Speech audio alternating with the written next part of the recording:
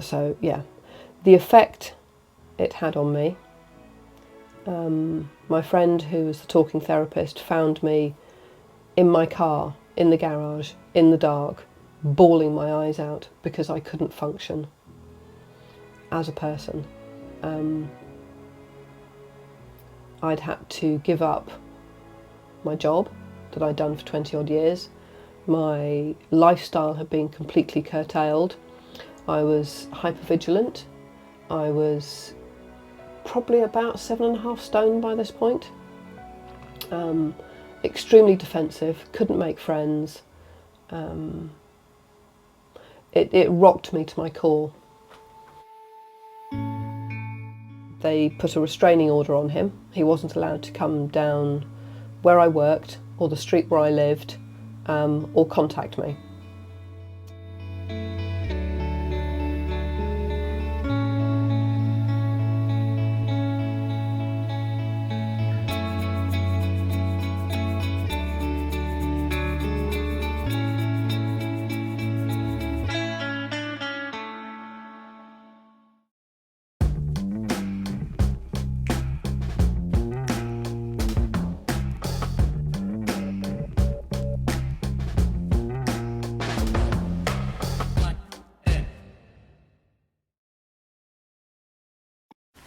Alexine, where did you grow up?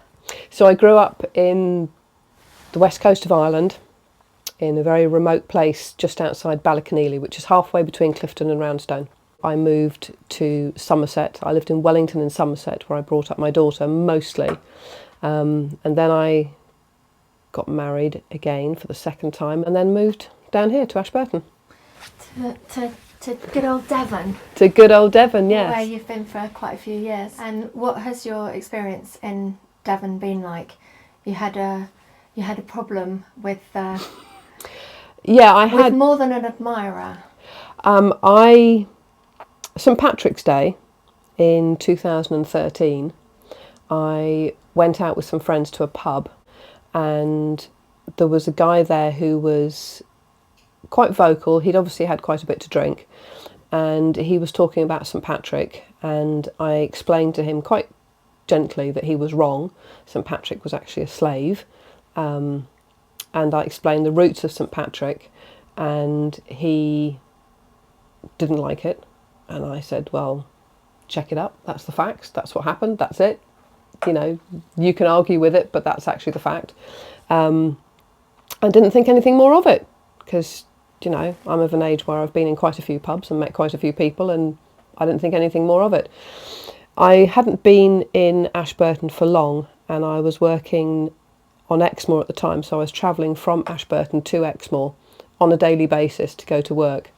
So I didn't really have an opportunity to get out and meet people. And I got an invitation to a party, and I thought, yay, great, love a party. So I went to the party, and I also, I make stained glass and leaded light windows, so I have lots of cards with my name and my phone number on them for work. And I was putting them in places where, like DIY shops and that kind of thing, so people would be able to get in touch with me. The particular person whose party it was, they got one of these cards, and they persisted in phoning me and telling me that they loved me. This was after I'd been to this party. There was no dating or gaps in between. It was literally the next day they started telling me that they loved me and all the rest of it. There was no kissing or anything else. I went to the party as an individual. I left as an individual. And I said, that's very sweet, thank you very much, but I've just come out of a divorce. Really not interested, but I'm very flattered, because, well, you would be. Then the phone calls started becoming on a more regular basis, the text messages. They started becoming all hours of the night, and if I didn't pick up the phone, he would turn up on my doorstep, and I was like, I really don't need this. I was trying to move my business as being a stained glass artist from Exmoor to Dartmoor, and through the course of conversations he knew what sites, building sites I was working on, etc., etc., and he started turning up at the building sites. So I asked him not to, He then started turning up in my studio, and I asked him not to, and he wouldn't. And this is all on the back of just correcting him about who St Patrick was. He then started sending me flowers, and I came back from work one day, and I live on a house that's up a lot of steps and on a terrace, and there must have been 5-6 bunches of flowers up there, all laid out beautifully. And I called the florist, and I said, please can you take these back? And she said she couldn't. So I got a friend of mine who rides horses to take them out to Jay's grave on Dartmoor, because I thought that was a worthy place. I didn't want them in the house, and to this day I don't like flowers in the house. Anyway, what, because of that? Yes, there were a lot of long-lasting effects that came from it, and people who know me don't give me flowers. It's like it's just, it makes me feel, it takes me back to that time, and takes me back to how I felt at that time. So he heard about this, because obviously he was friends with the florist. He then phoned up, and I was still trying to be polite at this point, and he was incredibly abusive down the phone, that I was dissing him in his hometown, this, that and the rest of it. And I said, look, just don't send me anything. I don't need any flowers. I'm not interested in a relationship. Just leave me alone. And he said, well, do you want to be friends? And I went, do you know what? Let's just forget that we know each other, because I don't need this right now. I just don't need it. During this time, I was also trying to go out and make friends. So I got involved in different groups. I got involved in pubs and all this sort of thing, just to try and find out where I wanted to be and where I fitted within the community. And everywhere I went, he would send me a text message or an email or comment on what I was doing or who I was talking to or what I was wearing. So I actually believed at one point that he had access to the CCTV cameras in town, because I couldn't work out how he knew so much information about me. It starts to get you a bit paranoid. Hypervigilant. Yeah. Rather than paranoid, I think. And then I would walk into a pub and people wouldn't talk to me. They would literally turn their back on me, and I was like, oh, okay, I don't know you that well. I'm slightly curious, but, you know. And it transpired that he'd been telling people that I was taking gifts from him, but not giving him anything in return. And I said, no, you don't understand. He is sending me stuff and I'm sending it back. And then he's getting angry about it. But it's not me accepting gifts. I don't want anything to do with this man. And he built it up to such a point that it was all over social media. He put it all over his Facebook page. He put it all over the town social media. I went to like a ladies' day at Exeter Racecourse. I didn't realise what his job was before then, and he'd obviously seen me come through. And there's a big screen at Exeter Racecourse, and he put me on that, which was a pretty humiliating experience. So I left. And how do you mean as a video or just as a photo? As a live feed, yeah, like a live feed video, just a constant, so that I and everyone else could see who I was. So the person involved, he's a very bright individual, and he was an alcoholic. And during this time, his alcohol abuse got worse and worse and worse. And he very intelligently manoeuvred and manipulated people in town, so that everybody thought that I was, I don't even know what the phrase is. Everybody thought that I was asking him to spend time with me and then pushing him away. I don't even know what that's called. So I said, okay, look, let's try and be friends. let's try and, because obviously Ashburton's quite a small place, so let's try and work this out and let's try and be friends. Years and years ago, I used to work with ex-offenders and ex-alcoholics.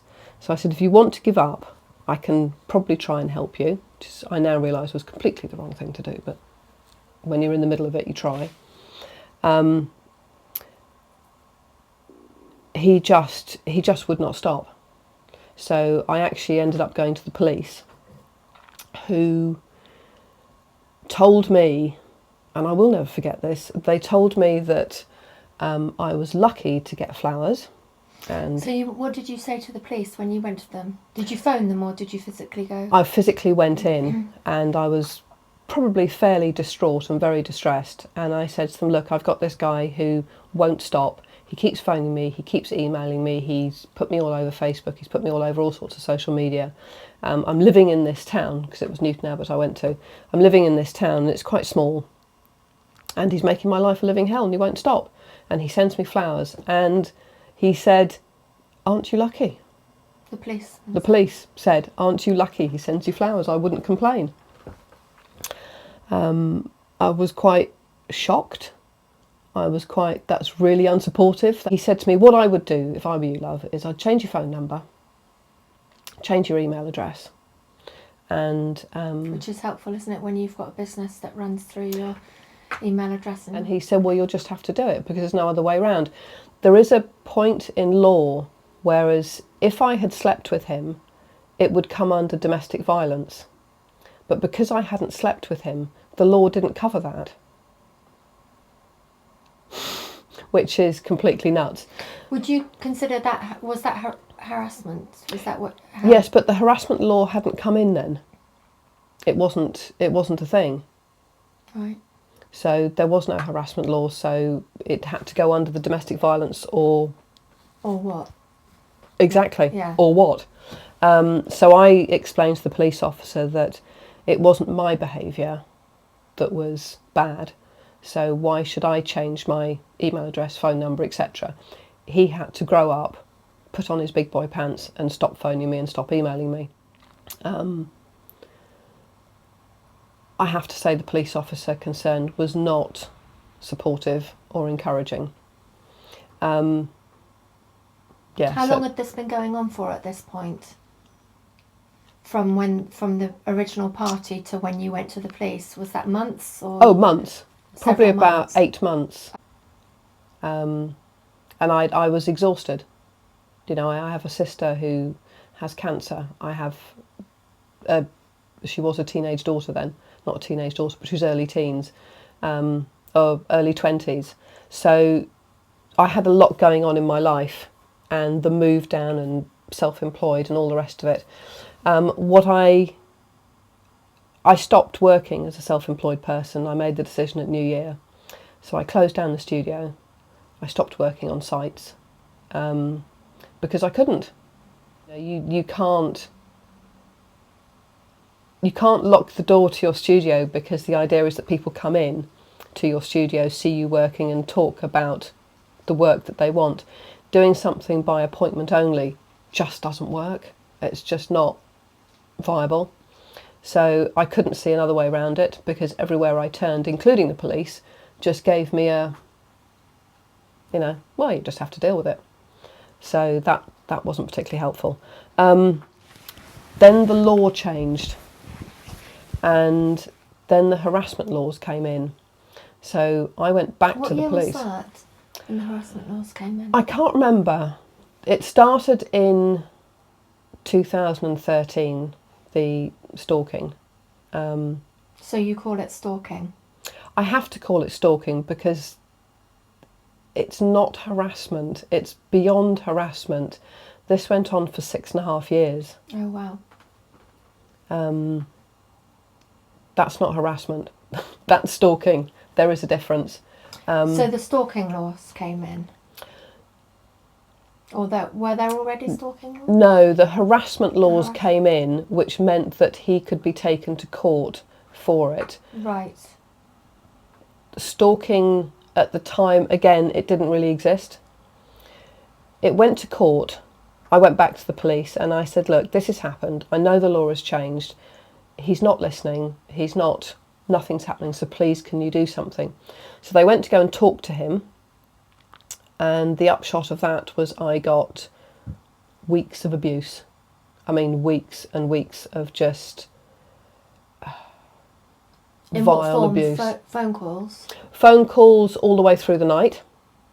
So it reached the point that I would phone my father, who doesn't live in this country, lives in Ireland and is getting elderly by this point. I would phone him at 9 o'clock in the evening to make sure that everything was all right, and then I would unplug the phone.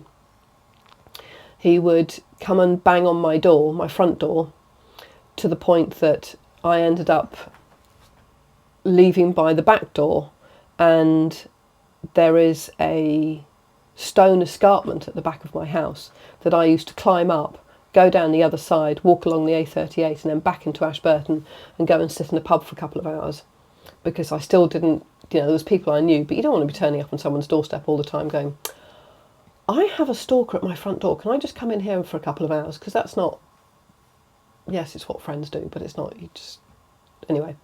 There was one evening when, so they took him to court.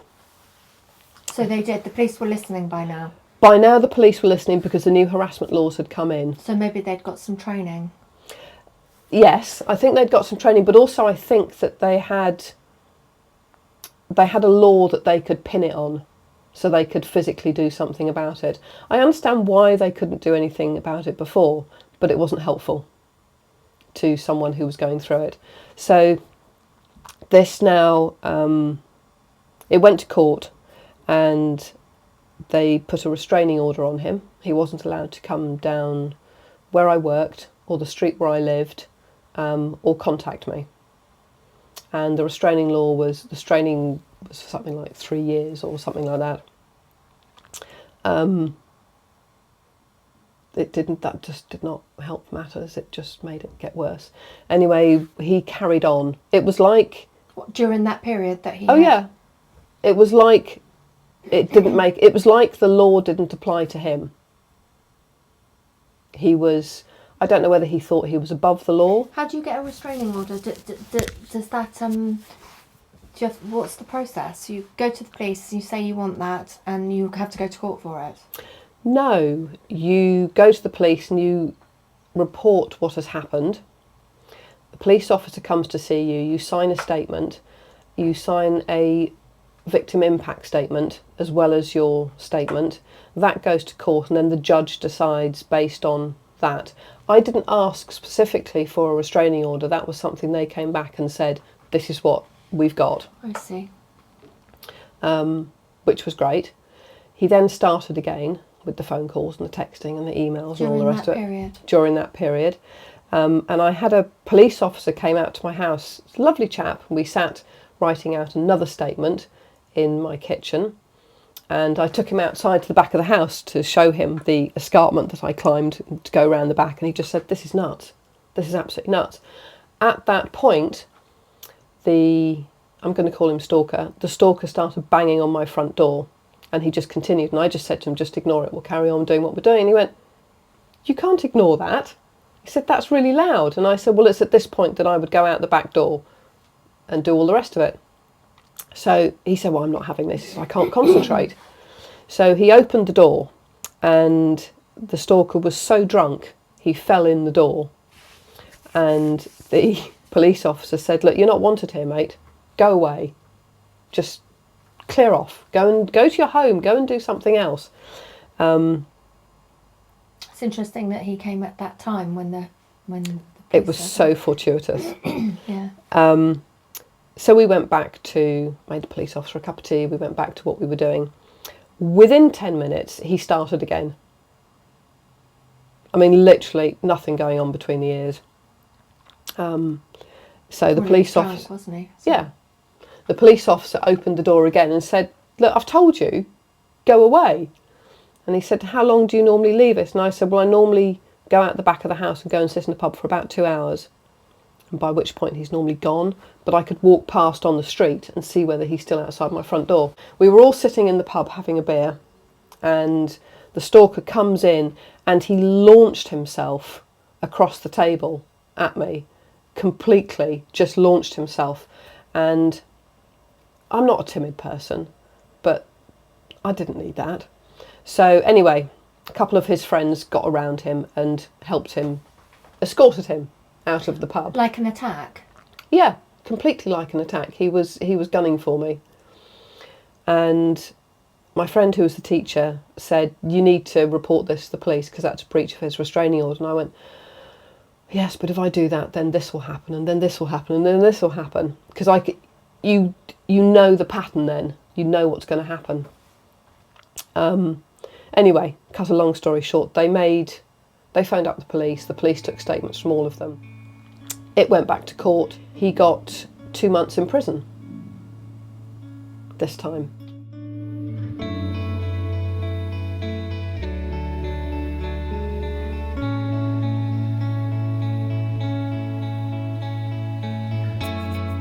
For breaching the court order, the restraining order. The first thing they issue you with is a PNN notice, which is a police notification notice or something, which says, basically, you're being told off. Don't do this. And then then you go to court and get the restraining order. And then if you breach the restraining order, then you go to prison. So he had Was there a court case for that, or it just happens? No, there was a court case for it, and because the laws were new, he was tried in, I think it was Torquay or Plymouth, for this, because he was the first person in the southwest to be tried for it under the new laws. Really? And of course, then when he came out, there was more anger because, as he put it, I had got him sent to prison, and I said, no, your behaviour is what has sent you to prison.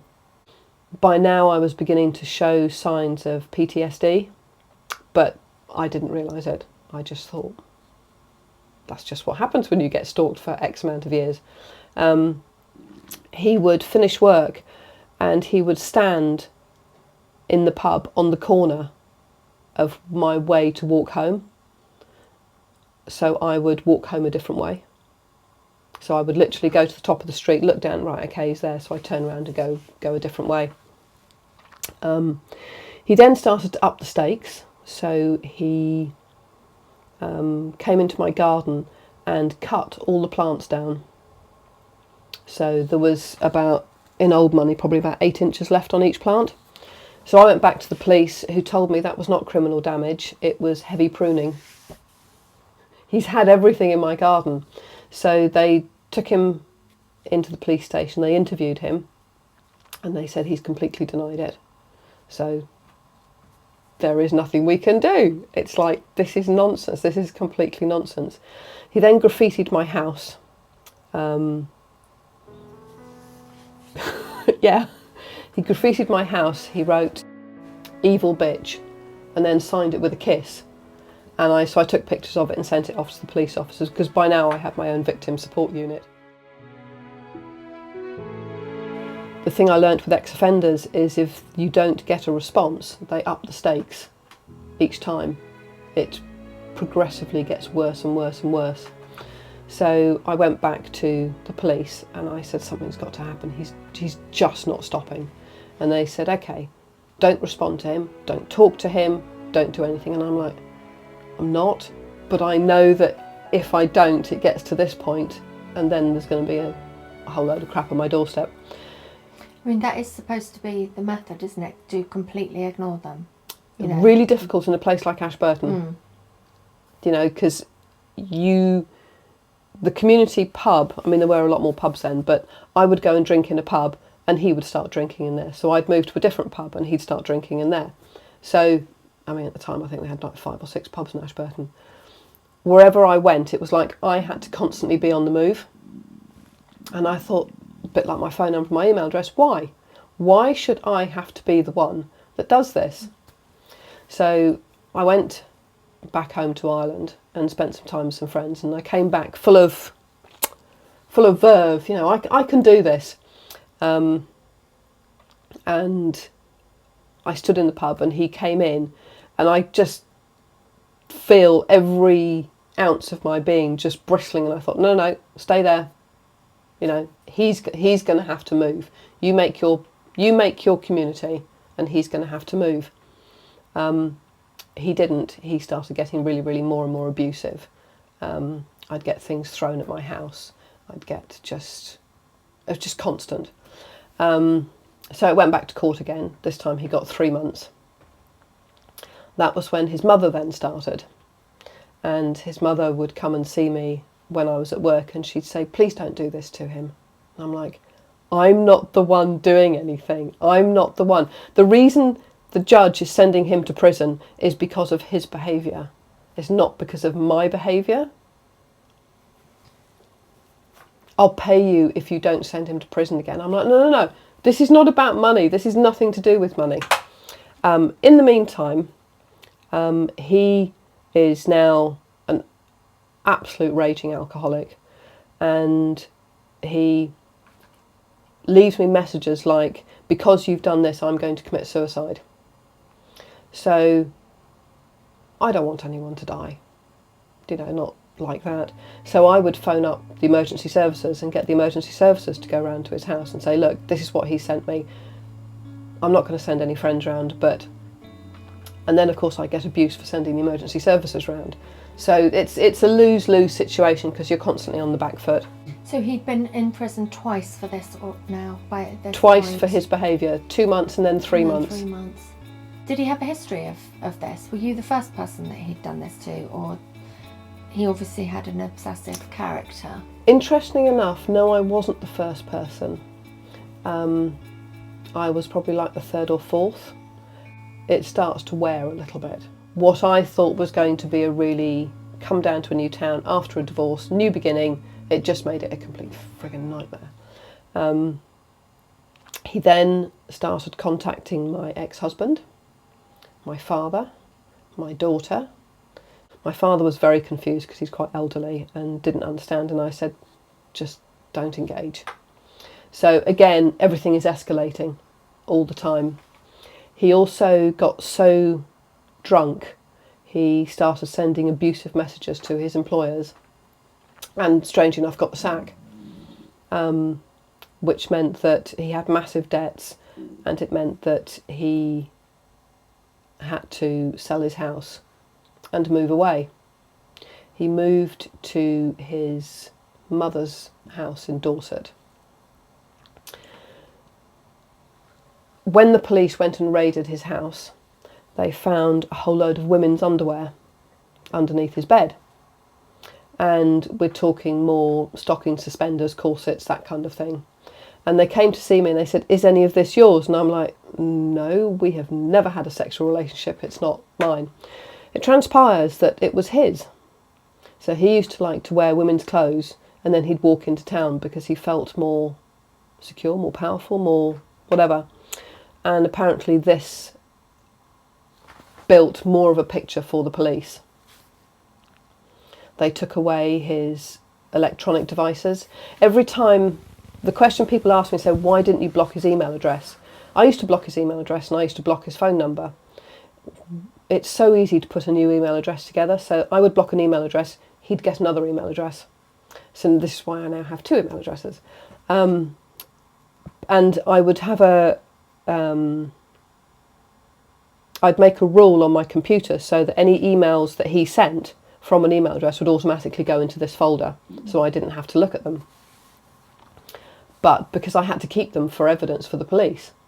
But he would change the email address. If he wasn't getting the response he wanted, he would change the email address. So it just became this sort of cat and mouse game. I'd emailed him back and I said, you have to stop. You will go back to prison again. Just stop. And he didn't. It just got worse and worse and worse and worse. To the point that I had to report it to the police again, and they said, look, we can't do anything because it's now under Dorset Constabulary. I went, okay, it's fine.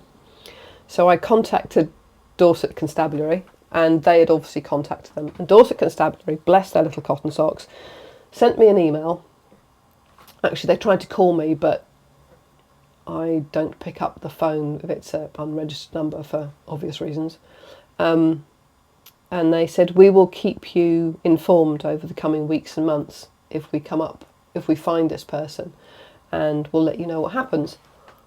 because I knew where he was, because Ashburton's a small place, because everyone knows everyone's inside leg measurement, I went on BT phone book. I found his mum, I found her address and her phone number, I screenshot it and I sent back to the police and said, I look forward to hearing from you tomorrow when you've picked him up, which they did. The police officer there then asked me to... Well, they couldn't find him, I mean... They couldn't find him, so by this point... I don't blame the police, but I don't think they realised the severity of what was happening. Whether that's a lack of communication. Considering he'd been in prison twice for this. Yeah. I'm surprised. I don't know whether the information wasn't shared. I don't know. For whatever reason, it wasn't shared. They asked me to forward them the emails that I'd had since the last time he was in prison. And you can only forward so many emails at any one time. It took me 5.5 hours to forward all the emails that he'd sent me within 6 weeks. 5.5 hours. That's a lot of emails. And they were all hate emails. Hate or love. Hate or love, basically. Or most of them were hate. Occasionally I would respond to them because by now I'd realised it didn't make any difference whether I responded or not. He was just going to carry on being the person that he was. So they got all those. He went back to court. He then got 4 months. And this just shows how recent it was. He got let out because of COVID. So we're talking, what, 4 years ago? 4 years ago? 5 years ago? He got let out because of COVID, and he decided that because he'd been let out in his addled brain, that it wasn't a serious offence. So he decided to get a solicitor and to have the sentence, he asked for the sentence to be quashed and the restraining order to be rescinded. Now, if you're not planning on living in a town and you're not planning on making someone's life difficult, why would you want a restraining order rescinded? The chief of prosecution, the head of prosecution, whatever it was, in Blandford got in touch with me and he said, look, if you are okay with this, just don't send us anything. If you're not okay with it, then you need to write a letter, you need to write a victim statement. And they put these in front of him and they said, okay, it's going to go to court. If you lose, you go back to prison. If you decide not to go back to court, then you stay out of prison. And they showed him the letters and he decided he didn't want to go back to court. He has since given up alcohol. He's been free of alcohol for about 4 years now, I think, which I'm delighted with. I don't think it'll change his obsessive personality. So, yeah, the effect it had on me. My friend, who was the talking therapist, found me in my car, in the garage, in the dark, bawling my eyes out because I couldn't function as a person. I'd had to give up my job that I'd done for 20 odd years. My lifestyle had been completely curtailed. I was hypervigilant. I was probably about 7.5 stone by this point. Extremely defensive, couldn't make friends. It rocked me to my core. Before the last court case, I wrote a letter to the court and I said, you keep sending this man to prison. It's not helping. It's not having no effect whatsoever. Can we try something different? Because I need this to stop. He needs help, he needs therapy, he needs something that he's not getting because prison is not working. And that's not being compassionate, that's I need this to stop, and sending him to prison is not working. So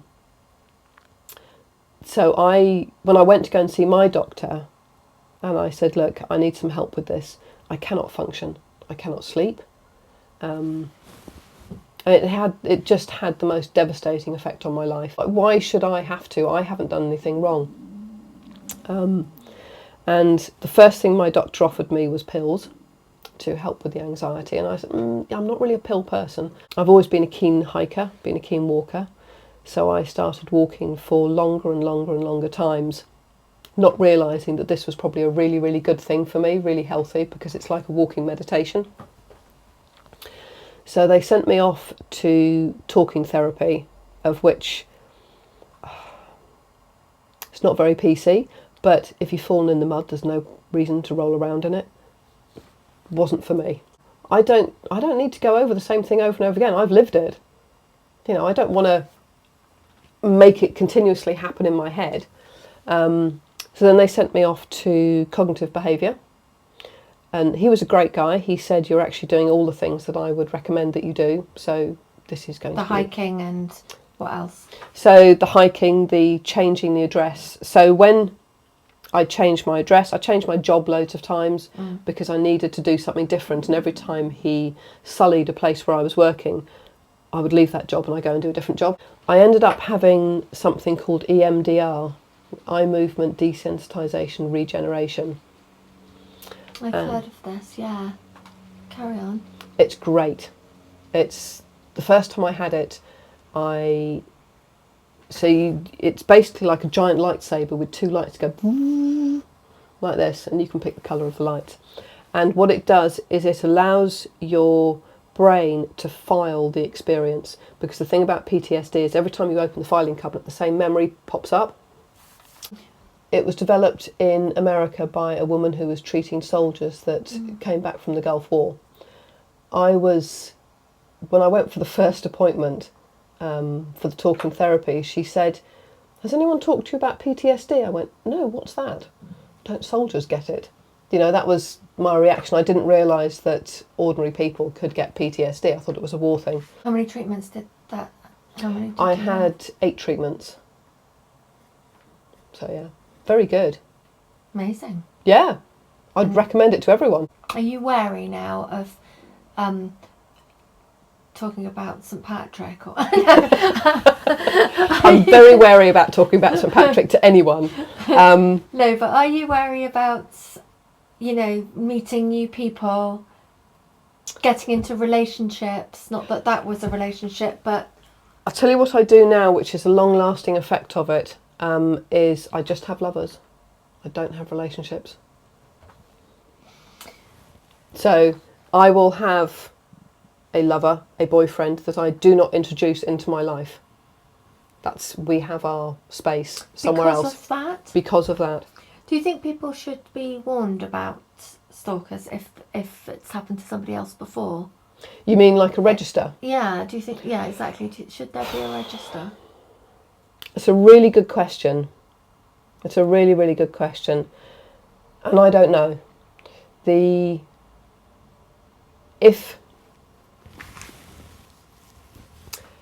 If you're going to go into a relationship with someone, possibly it would be a good idea. But I wasn't thinking about going into a relationship with this person. Apparently there are 3 types of stalkers. There's those that pick a public figure and want to have that relationship with them. There's the ex-boyfriend, and then there's the completely random stalker, which is what I was lucky enough to have. I have no letterbox in my house anymore because he was going to set fire to my house at one point. The fire brigade came out, and I've now got fire alarms all over the place. The glass on the back of the house is all triple glazed. So this has been costly as well?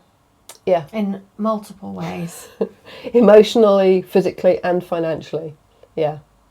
It's like I said, it rocked me to the core. I think when they do sex education at schools, I think they should talk about boundaries. I think they should talk about emotions. I think as a society, we need to bring up people who are more emotionally competent and comfortable with people saying no. This wasn't sexually motivated quite, was it?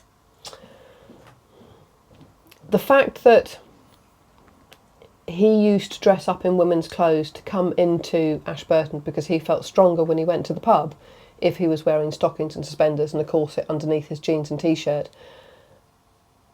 I don't think so. I think that shows a side to his personality that he couldn't resolve. At one point I did sit him down and say to him, why me? I don't understand. You have all these women all over the place, but why me? He said, I really like you.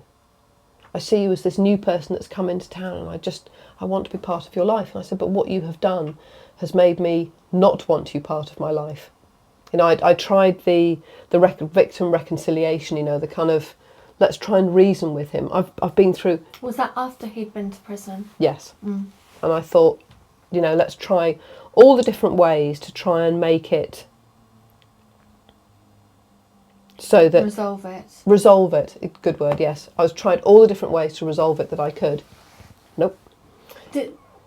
If you look at the whole picture, or especially at the beginning, was that, without wanting to victim blame, just curious, is there anything that you can see that indicated to him that this was a good idea on his part to start behaving like this?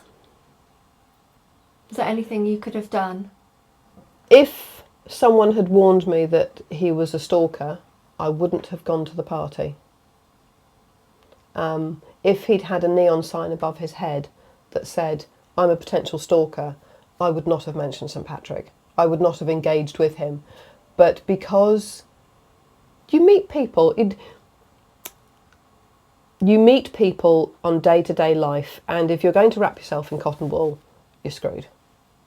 You can't. You know, you have to be buoyant and you have to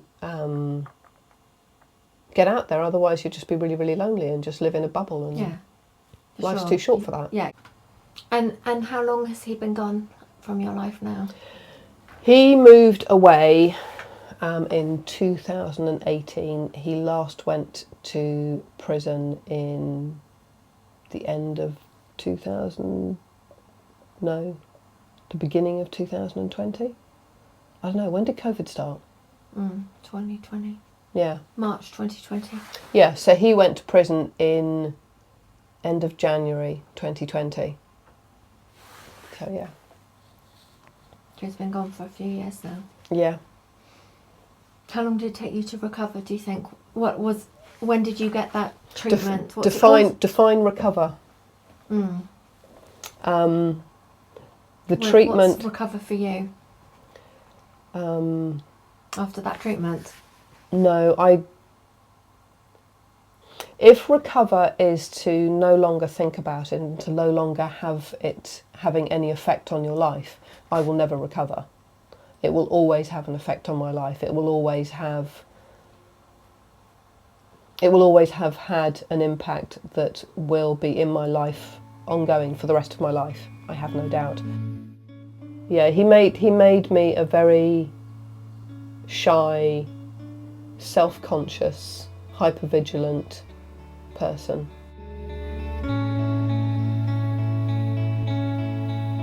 It was really hard. And you're not normally like that? Do I come across like that? But it's taken a lot of courage and a lot of work to get me back anywhere near where I was. I was full of life, full of the love of life and all the rest of it, and that's what he took from me. Yeah. But I had no fear, and he brought fear into my life. And what is the advice that the police or whoever it is, victim support, give you, or what advice did they give you about? Did they said completely ignore him? Yeah, they said. I remember speaking to, there was a chap who used to do the interviews with him, and he said he's an absolute master of manipulation. He's very bright. And I went, yeah, he is. He's very, very bright. And he said, do not give him any quarter. Give him absolutely nothing to get his claws into, because that's the thing. If you if you give him literally a soup song of something, he will build a world around it. And that is the danger, I think, because he lives in his head so much. I find this quite cathartic because I now know, hopefully this will help someone else, but I'm done and dusted. I'm leaving the country. That's it. Book closed, move on. What do you think you've learnt from this? Loads. Yeah, don't go to parties. What have I learnt from it? Go straight for the EMDR. Bypass talking therapy. Bypass drugs. Bypass anything else. Just go straight for the tools. Go straight for the tools that are going to be able to help you deal with the job. Interesting. Has it changed your view of men at all? Or, I mean, I know it has altered your relationships, hasn't it? Yeah. But this isn't necessarily a man thing, is it? This is a personality of that person thing. Yeah. Presumably, women can be stalkers, I mean. When I first put this on Facebook, there were a lot of male friends of mine who got in touch with me and said, I've had a similar thing from my ex-girlfriend or from whatever. And because people don't expect it, it's a bit like domestic violence the other way around, because people don't expect it, it's not taken seriously when women do it. Exactly. And they can be just as frightening. You know, we'll get a grip. No. If they say no, they actually mean no. So I don't think this is a male problem. I think you're right. This is a people problem. This is people not accepting other people's boundaries. That's talk therapy. That is talk therapy. but once only. We're not going to feed it. Oh, God. I remember when going to sit in with the woman with talking therapy, and she said, we're going to break it down. And I thought, get me out of here now. And when I went back to my doctor, and she said, but why? And I went, the only way I can describe it is I've fallen in the mud. I don't need to go back and roll around in it all the time. What's the point in that? But you were happy to talk today? Yes, but because for me that had a purpose today. And also it might help someone else. Hopefully. Maybe it'll help someone else, which for me would be great. Yeah, it's about closure. Close the book. Brilliant. Thank you very much. It's all right.